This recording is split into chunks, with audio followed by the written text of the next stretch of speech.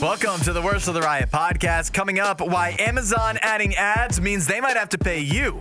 Also, is a good credit score the best way to get a date? And more on the Worst of the Riot podcast. Happy Valentine's Day. I see you didn't get me anything.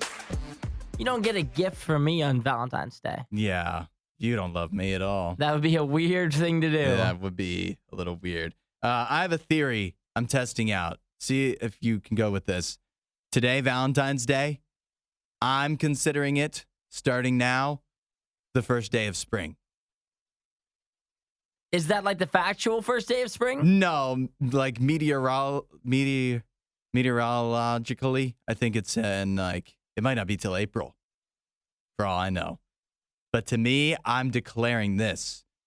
And every year from now on, Valentine's Day marks first day of spring. It seems a bit early. Does it? I mean, it's still freezing cold outside. That is... The weather is not on your side here. You can't go based off of the weather. You're from Ohio. It can be 70 degrees in January and snow in April. You can't judge the seasons based off solely the weather. So you have to go by feel. You have to go by vibe. And I think Valentine's Day... No. Valentine's Day is a springtime holiday vibe. Who thinks that Valentine's Day is a winter holiday? I think everyone does. It doesn't go hand in hand with winter. Valentine's Day, you think spring, you think new life, new beginnings. Valentine's Day, how many new relationships start up on Valentine's Day, right around Valentine's Day? This is the beginning. What do you have a lot on Valentine's Day? Flowers. Spring, flowers. I think it all adds up. Plus, to further my argument, you know what's going on in Florida, in Arizona right now? What? Spring training. Spring training. You can't have spring training. You can't have spring training in the winter. Therefore, today, first day of spring. The spring can start whenever you want it to start. Yeah. So for you, it starts today. For me, it probably starts in March, I would say. But because like spring sports haven't started yet. Like so, what? Like high school spring sports haven't started yet. Mm-hmm. And so until those start up, I'll probably wait on those. Which day do you think, when does that really officially start? Like games and stuff? Is the first games, is that? I think the first game probably, which those will be in like early March. Okay. Right around the same time as like a spring break would be. Mm-hmm. Which I think is like in the middle of March, end of March. Spring break can't kick off spring. Spring break, yeah, but it's in the spring. That's why I think March 1st is probably when I'll kick it off. But you can have a head start on that. Yeah, I want to have a head start, and I think it'd be beneficial. I think if more people would adopt this, because most people don't like winter. Once you get past Christmas, winter is not a fun season. So if it could change your whole attitude, your whole outlook if you see winter as ending on February 13th, as that being finally we can get rid of that dumb season and we can move on to something better. And think about this. I also think about this from a media perspective. You're talking about the weather, how it's still cold, it can still be freezing. Think about how the media could portray things totally differently. It's like February 28th, we get 2 feet of snow. Oh, surprise spring snowstorm pops up. That'd be such more than another winter snowstorm. It'd be much more impactful. What if it's happening every day, though? It's not happening every day. Every day it's like, oh my gosh, these temperatures. It snowed like I can't believe it's so cold in the middle of spring. 3 times all year. It's been 4 days consecutively that we have hit freezing temperatures in the spring. I think the media, different news outlets, organizations, I think they'd love that. It'd make it more sensational. Every time there's a full moon, they come up with a different name for it.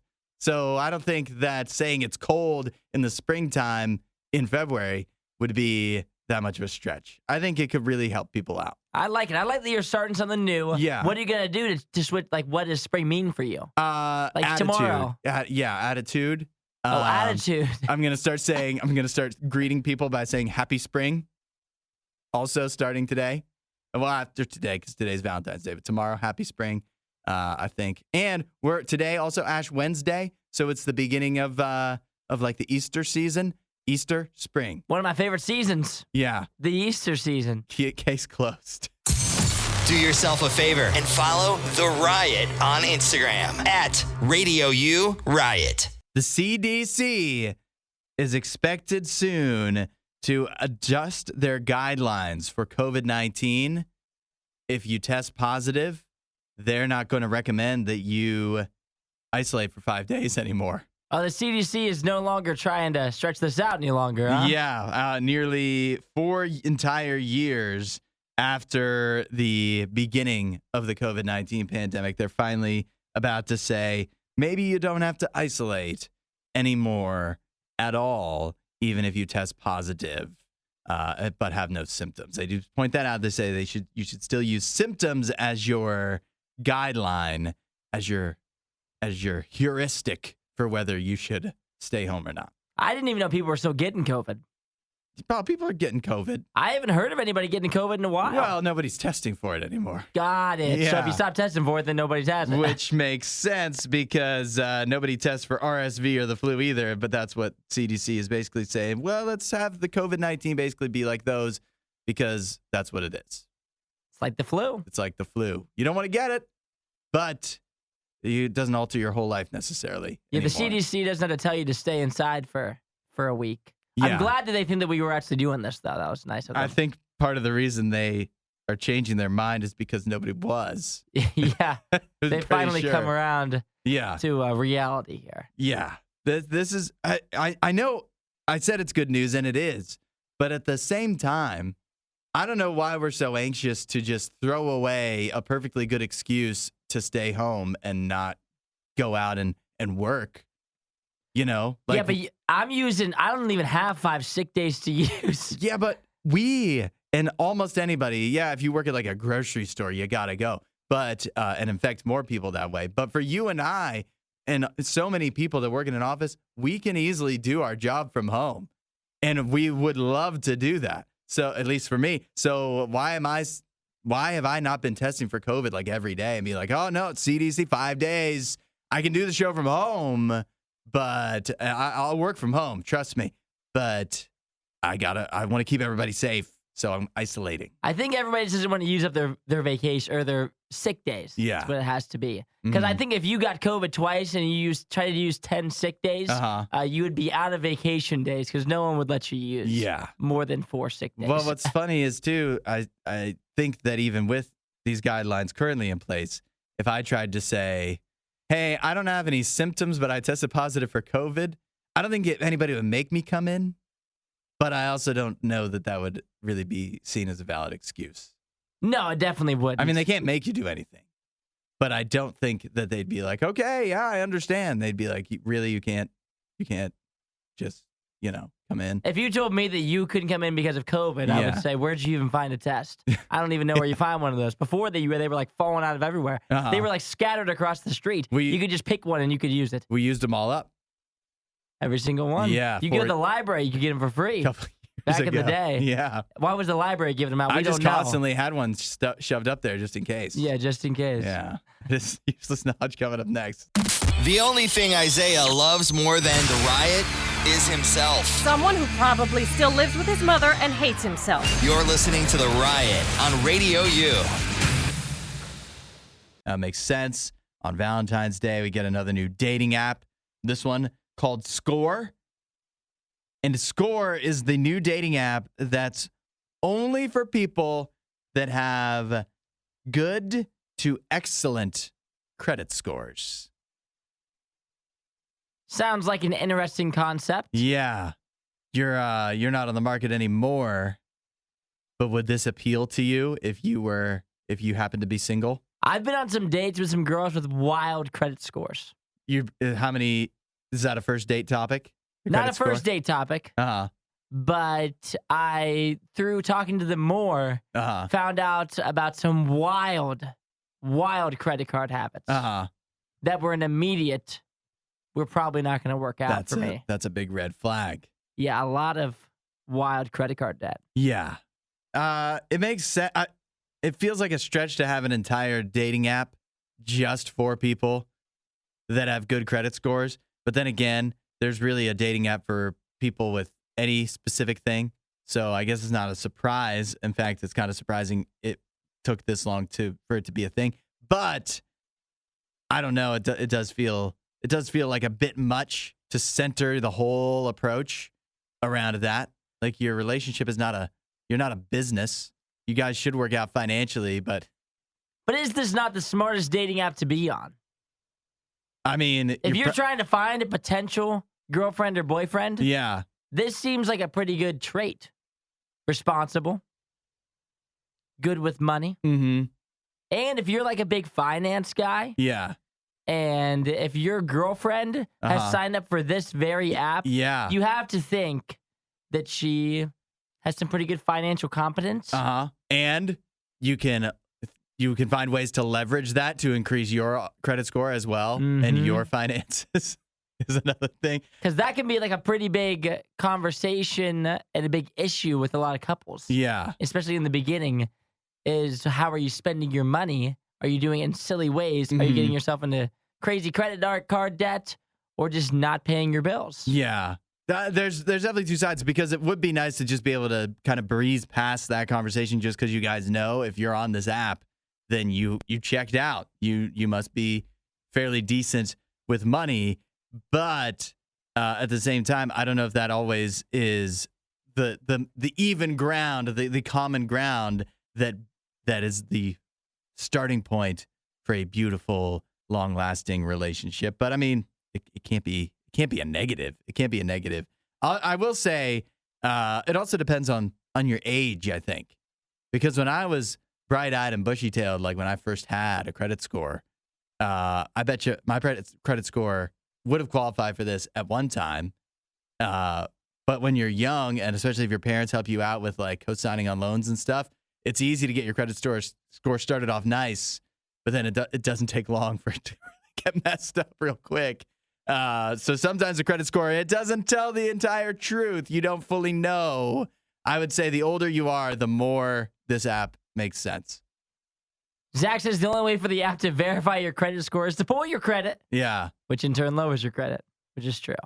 That's good advice. Maybe you just type in your own. Maybe you get on there and you're like, I get to type in my own credit. And your credit changes like every month. Yeah, it goes up and down and up and down and up and down. So are you constantly getting updated on there? Do they literally kick you off if you've had good credit the whole time and it dips a little below the score that they want? And how low can you go and still stay on this app? There's got to be like a grace period, I would hope, right? If you came on with like a 750, yeah, and then all of a sudden it starts to dip and dip and dip, then you're off, brother. You're suspended until you can get it back up. Suspended. You can browse, but you can't message. You can't message anybody. You're messaging, and there you aren't being shown either. Yep, you're in credit score purgatory. Yep. We're not sure who behaves worse, the Riot or their dogs. I don't even know how to behave like a real human being. The Riot, Radio U. Lifehouse and Isaiah and all the votes in the Battle of the Buzz, making it the Battle of the Buzz champion for Valentine's Day. And by the way, on this Valentine's Day, still time for you to get signed up for our Valentine's Day merch giveaway. If you text the word love to 8772 Radio U. Another big event today, Madam Web should be in theaters. You should be able to go see that, the classic romantic movie, Madam Web. If you forgot, Madam Web is the new movie in Sony's Spider-Verse, along the lines of Venom and notably Morbius. Now, the first reviews for Madam Web are in, and they are horrible.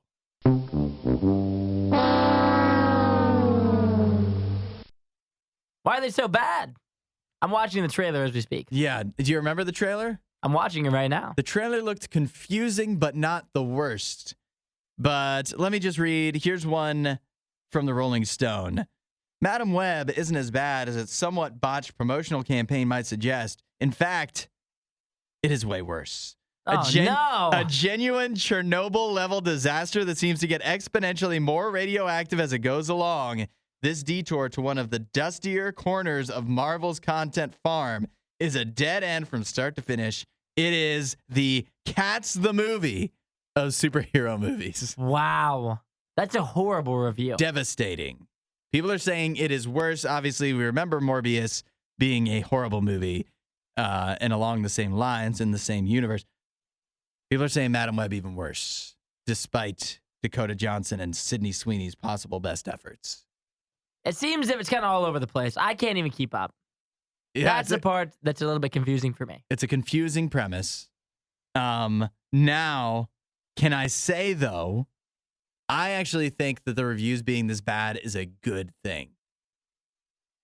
Because maybe it'll stipend expectations?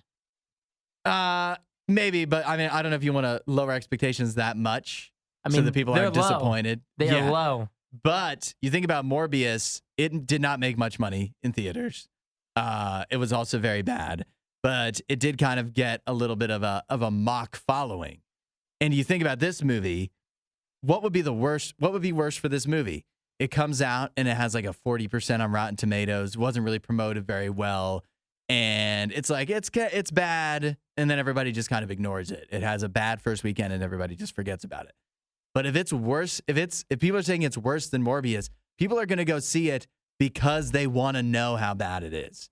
And so from a money perspective, it'll probably still lose money, but it's going to lose less money because it's so aggressively bad than if it was just mediocre. Yeah, the thing is I haven't even seen this advertised either. When is this supposed to come out? It's today. Stop. It's a Valentine's today, so you could go see it today this or this out coming today. weekend. Yeah. I've never seen this. Yeah, a botched promotional campaign. This is horrible promotion. Now, what's funny is I know we watched and talked about the trailer on the show at some point, but it was a long time ago. I was just saying, I've never seen this. It was a long time ago. This is the first time I've seen Madam Web. Uh-huh. And I like to think I'm a pretty connected guy. The Rotten Tomatoes score right now is 17%. I'm surprised it's that high. 17% of people still gave it a thumbs up. It doesn't mean that it gets a 17 out of 100. That just means only 17% of people even gave it a thumbs up, a better than horrible. Yeah, I have not seen anything for this. Horribly botched campaign. Maybe we should go see it. Yeah, and see how bad it really is. Exactly. But if this was just a 50-50 movie, we'd be like, whatever. But since it's so bad, and I haven't been to the movie theater in a long time, and I like Marvel. Yeah. Could I be convinced on Valentine's Day? It could be fun to do a little Mystery Science Theater action, to just mock it, to just go after it. But then again, everybody's doing that at this point. Well, I'm not afraid to jump on. Yeah. Well, if you do go see it, let us know how bad it really is at 8772 Radio U. We're not sure who behaves worse, the Riot or their dogs. I don't even know how to behave like a real human being. The Riot, Radio U. Would you rather it be constantly sunny, as in 24/7, day and night, always sunny, and it's also always like 90 degrees? Summer temps, baby. Yeah, constantly. Or no sunlight at all. It's always nighttime, but you still have like regular weather and seasons, but it's always nighttime. 877. Oh, it's not always nighttime. It's just cloudy. Okay, cloudy? Yeah, it's just cloudy. You still have night and day, so it's still daytime and night, just cloudy. So it's like you live in Seattle. Precisely, yeah, exactly. You still have the seasons. It'll be warm in the summer, but the sun won't be out. It'll be cloudy every day. 8772 Radio U. Which choice would you choose? Some people said already, because we posted this out on socials, have already said, well, you would die. I think on socials we said if it was night. Nene did. I think he said it was night. And people are saying, well, you would die either way. You would die? Apparently, they think you would die. I don't think you die. I think you just could if it was always sunny. You 24/7? Like mess up the world? I guess it could. You can't. But like, whoever said that though, they don't understand. Would you rather? This is hypothetical. It can be sunny all the time. What would you rather live with, assuming that life would go on? Isn't there somewhere in like Alaska or the North Pole or something where it's like always night for like 3 months and then like always day the for like... new season of True Detective is all about that. Yeah, you get like a month of nighttime where there's no sun. And then I think on the other side of it's like a month of just pure sunlight, yeah, right? in Antarctica. Yeah, and then I think it switches. Yeah, people are which is a crazy. wild way to live. It's both. They sound wild. So which one would you choose? 8772 Radio U. We'll see what people are saying coming up next. There's never been a can of worms they didn't open. The Riot, Radio U. Would you rather? It's always sunny 24/7 and always pretty warm summer temperatures, or would you rather have regular seasons day and night, but it's like always cloudy? The answers are coming in. Abel going, always cloudy. He says cloudy, cloudy with 2 hearts. Regina says, oof. As much as I dislike summer due to the unprovoked sweating, I think the no sun would make me too depressed. Let's go sunny and warm. What are your thoughts at 8772 Radio U? This is a very difficult question. I don't even know. I mean, I'm so in between right now on which way I want to go, because I like the sunshine. I do. I definitely am a summer baby. I like being outside. Yeah. I like tan and I like being warm. But I like having day and night. Yeah. There's something about the nighttime, having a bonfire.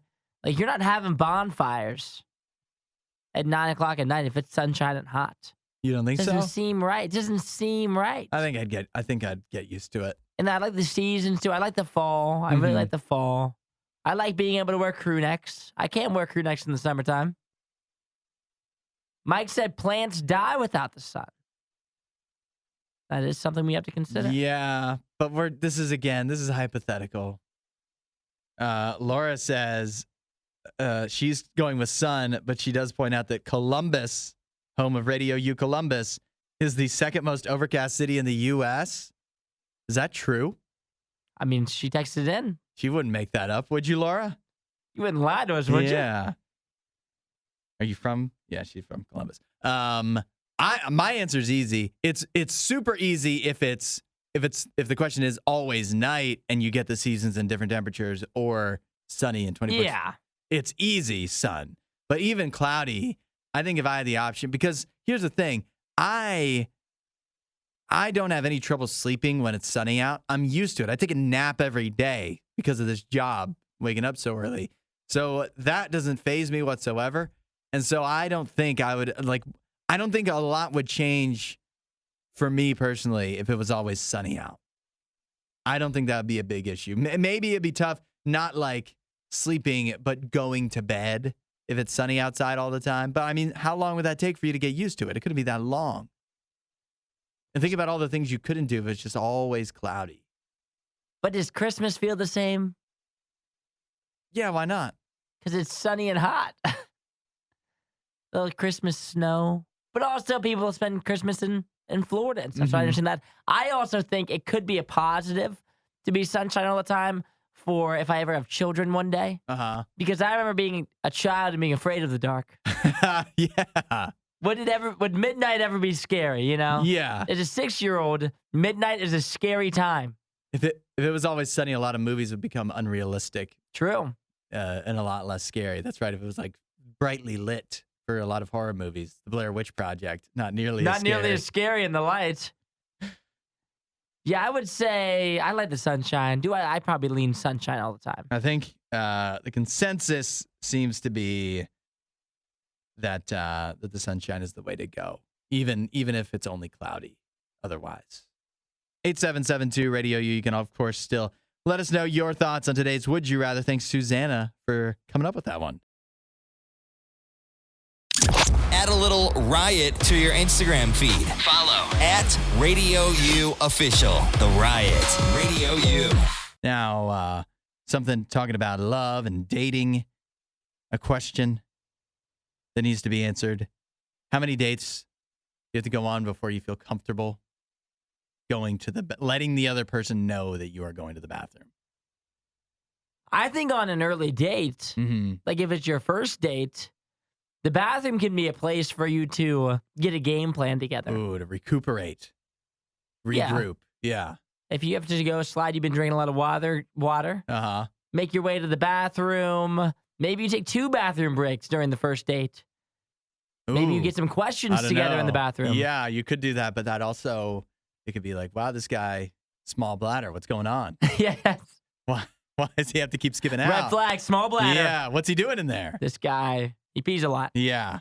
Don't know if this is going to be difficult if we ever go to the movies If things together. start to get kind of dry, you just slide to the bathroom. Spend 2 minutes in there while you're using the restroom. Look at your phone. Try to get some new questions together. Google first date questions. First date questions. If things are going dry, come back with something great out of the bathroom. The reason I bring this up is because a new survey from MyFitnessPal has found that 63% of Americans say that they avoid going number 2. Oh, number 2. Yeah. That's a whole different thing. Yeah, well, that nobody really knows, right? But they just make their assumptions based off of how long you take, I would say, is how I've always thought of it. So if you can be quick. Yeah, you gotta be real quick. It's actually got a term. Would you like to guess what the term is? What's the term? For being afraid to go to the bathroom when others are around? Poop-siety. Poop-siety? Yeah.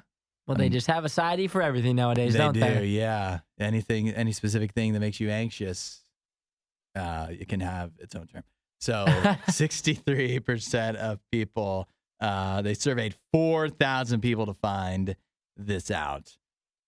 That is, I mean, so they like going further into the stats and stuff. They say people will plan like the whole date around trying to avoid, or they'll plan their day around making sure that they don't need to go to the bathroom during a date. That's a good way to do it. Start thinking about it early in the morning. Yeah. Because if you don't plan around it, then when that time when it strikes, you have no choice. You don't want to be caught off. I will tell you that if I was caught off guard, if I wasn't expecting myself personally, and all of a sudden I'm on a date and I need to go to the bathroom, that would probably alter my entire date. Yeah, my entire game attitude. Plan, yeah, everything I was doing. If it's like, hold on, wait a tick, and I have to go disappear for who knows how long. And then how do you come back, you know? And you're worried about how you smell when you return. What she's thinking. Yeah, what she was doing just sitting here all alone. Twiddling her thumbs. Yeah. You've been gone for 15 minutes. And she's like, is he left? Yeah. Is he even here? Did he just skip out on me? So I think it actually makes a lot of sense. It might sound like you're being a little too meticulous about how you plan things, but I think it's a smart way to go. Definitely the first few early dates, that you want to make sure that you're not going to have any unplanned interruptions. Yeah, I think it's one of the worst things that probably could happen to you. Yeah. Definitely. One of the worst times. For me, I'm trying to hold it at all costs. Yeah. Now, I don't know. I imagine it must be difficult for women, but at the same time, as a guy, I'll let you know, you could go to the bathroom for as long as you want.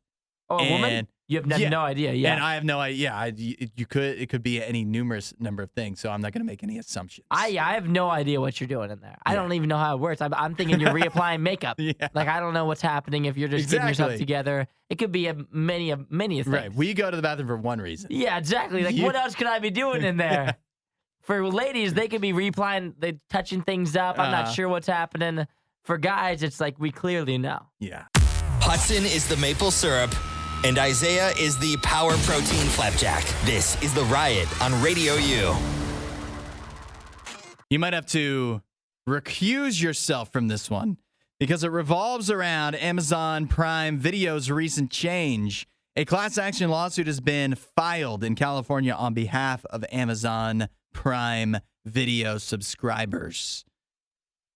That's because December 28th of 2023, Amazon made an announcement. They sent out an email letting people know that if you want to continue subscribing to Amazon Prime Video and not experiencing ads, you're going to have to pay more. Now, many other streaming services have done this, right? Something similar, added ad-supported options to their streaming service repertoire. But here's the difference. They added those ad-supported options as a cheaper option. So if you're already paying for the current option, you didn't have to pay more to get it without ads, at least at first, right? Yeah. Amazon did the opposite. They said the normal thing you've already been paying for, we're adding ads to it, and then we're adding a new and more expensive tier where you can continue to not experience ads. So the comparison is that's like if your landlord said you can keep paying the same amount of rent, but we're going to get rid of all your windows. Or if you want to keep your windows, you can pay more rent. It's up to you. Is that right? So in California now, Amazon is being sued for $5 million, and they will be not allowed to engage in further deceptive conduct on behalf of users who subscribe to Prime prior to December 28th of 2023. Very deceptive. You think on Amazon's behalf? I would say 100% because people don't know. Like, people don't know. They're so used to ads. Yeah. So if I got on Amazon Prime, if I'm flipping through the multiple streaming services I have Netflix, I have Hulu, I have Amazon Prime, I've got Peacock, and I go to watch a show on Amazon Prime or a movie, and it has ads, once you click onto the show, the streaming services now could be anything. If I start watching a show, I don't know if it's Netflix, Hulu, Amazon Prime once the show starts. When I'm clicking through selecting the show, I know. But once the show starts, I am in the show mode. Yeah. I don't know what app I'm in. And so if there's ads on there, I just assume that there's always been ads. So that's why I think it's deceptive. I think there are people that don't know this is happening, that'll go to Amazon Prime today. Yeah. That'll click onto a movie or a show. They'll see ads, and they won't think twice about it. And that's why it's deceptive. That's a good point.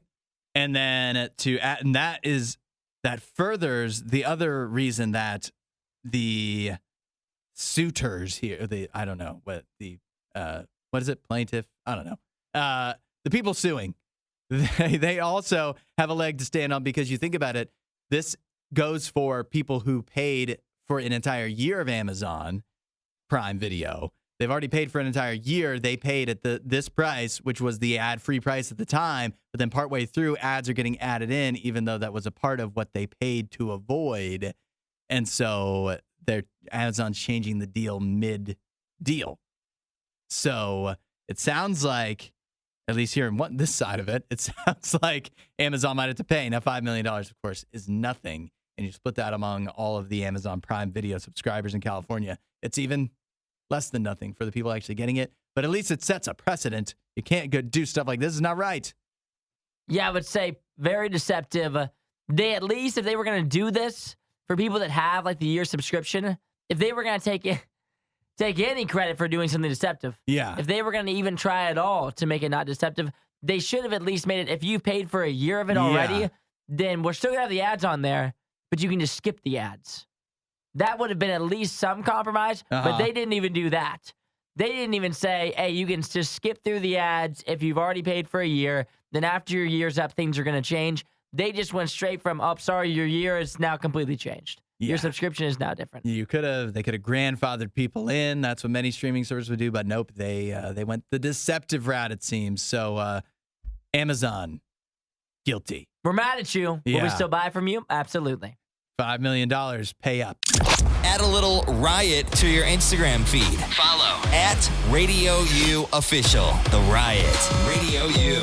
Isaiah, you know this because you work in a toy store. Squishmallows, I mean, they're big business, right? Mm-hmm. Did you know that Squishmallows, in part, owned by Warren Buffett? Really? Yeah. No wonder he's so rich. Genius. Yeah, he sure is. But I don't know if you know this, too. Squishmallows has some competition. And they're trying to squish it. Squishmallows is suing Build-A-Bear Workshop because they claim that Build-A-Bear blatantly and intentionally undermined its goodwill and created substantial confusion among consumers with their, what they call, Scooshers line that they sell at Bear Workshop. Yeah, this is a straight up ripoff. I just typed in Scooshers, Build-A-Bear. This is a ripoff. I've never seen Scooshers before. Oh, wait till you see them. They're the exact same thing. That I would have absolutely confused that for a Squishmallow. And the 100%. other thing too is it's not even like they came up with their own, like, concept of animals. Yeah. Like the pink cow, that's a squishmallow. The green frog, that's a squishmallow. The axolotl. The what? Axolotl. What's that? One of the most popular squishmallows. Build-A-Bear stole it. So they didn't even, not only did they steal the look, but they also stole the exact characters that Squishmallow was using. That's no good. I don't have such an intimate knowledge of Squishmallows as you to know that the characters are ripoffs, but just not even knowing that, looking at just the items themselves, I can tell that these Scooshers are ripoffs of Squishmallows. And then the next thing I like to think about is that, because this is like a court case, right? Does that mean there's going to have to be like a judge and some lawyers that are going to have to argue this out in court? There's going to be some judge or lawyers for Build-A-Bear that are going to be like, Your Honor, I submit to you that Scooshers are their own, very own entity that have no relation to the Squishmallow. This axolotl, it is nothing to do. This was a completely original and unique idea, original to Build-A-Bear and their Scooshers line. That has nothing to do with Squishmallows. Yeah, they look exactly the same. They look exactly the same. It's unbelievable. It's unbelievable. If you look at them side by side, they look exactly the same. We can't let Build-A-Bear get away with this. Build-A-Bear has been scamming people for years. Yeah. Today's probably a big day for Build-A-Bear scams.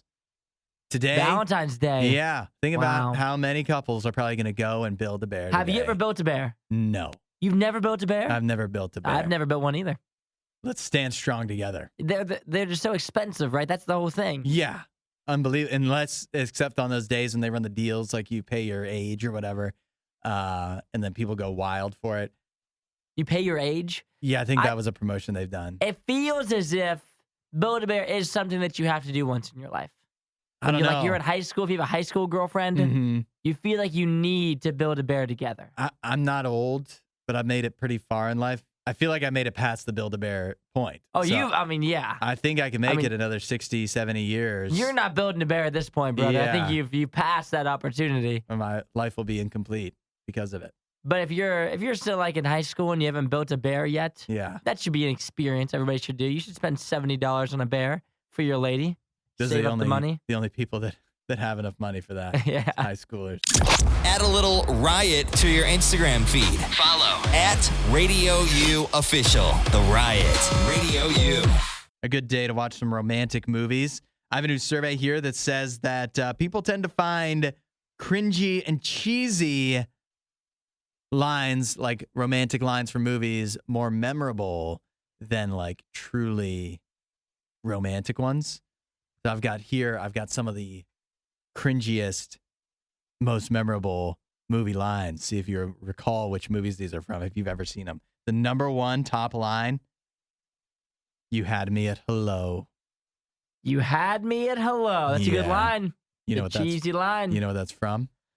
Sounds familiar. That's from Jerry Maguire. Jerry Maguire. With Tom Cruise. Tom Cruise says that. Some of these, though, that are up near the top, I'm not familiar with them either. I have heard this. "I'm scared of walking out of this room and never feeling the rest of my whole life the way I feel when I'm with you." What a line. That's a wild sentence. It's hard to follow. Do you know what that's from? Can't be sure. I've heard that before. It's from Dirty Dancing. It's Patrick Swayze. No longer with us. This one I've never heard. "I want the fairy tale." I want the fairy tale. That's from Pretty Woman. And then "We'll always have Paris." That's from Casablanca. That a much better line, I feel. A much better line. Probably a much better movie than any of the prior options. This is more your speed. "I'd rather die tomorrow than live 100 years without knowing you." You know what that's from? Disney. It's a Disney movie. It is a Disney movie. I don't know which one it is, but it's a Disney movie. It's from Pocahontas. Pocahontas. Yeah, you want to watch a romantic Disney movie tonight. Pocahontas it is. Throw on Pocahontas. Swing that one on. A true love story. What's you have a favorite romantic movie line? No. I'm not a big romance movie guy. Yeah. But I was going to ask you, do you use lines, cheesy, corny lines, to be funny around your lady? Like lines that other people came up with? No, just any. Do you have a line that you say regularly that's cheesy, corny, funny? I don't know if I have one routine line. You know what I do? Have you ever seen Dewey Cox Walk Hard? There's a song in that movie, John C. Reilly, very funny. You would like it. And there's a song in that movie. He says, "You are the perfect wife. I have the perfect life." I sing that sometimes. It's a HUD special. That's a vintage HUD. That's a Hudson classic. That is a Hudson classic. That's what you sing to your wife? Occasionally, yeah. She's sitting in the kitchen and you're like... That's exactly where she's sitting. You know it. For me, it's always, I think it's about time for something. I think it's about time for my nightly back massage. Oh, I think it's about time. And that's where I usually lean on. Oh, how's that work? Pretty good. It doesn't usually ever work. Uh-huh. I think it's about time we start doing the dishes. I think it's about time we start making dinner. That kind of thing. We? I say we. Last night we made quesadillas. Uh-huh. And so when she walked in the house, I said, I think it's about time we make some quesadillas. But usually it's me asking for a back massage and me getting rejected. You know the best part about the song I just sang? The next line is, "I don't know why I sit and cry." I leave that part out. Gosh, I don't know how your wife does it sometimes. Find more Riot content online. Riot.radiou.com.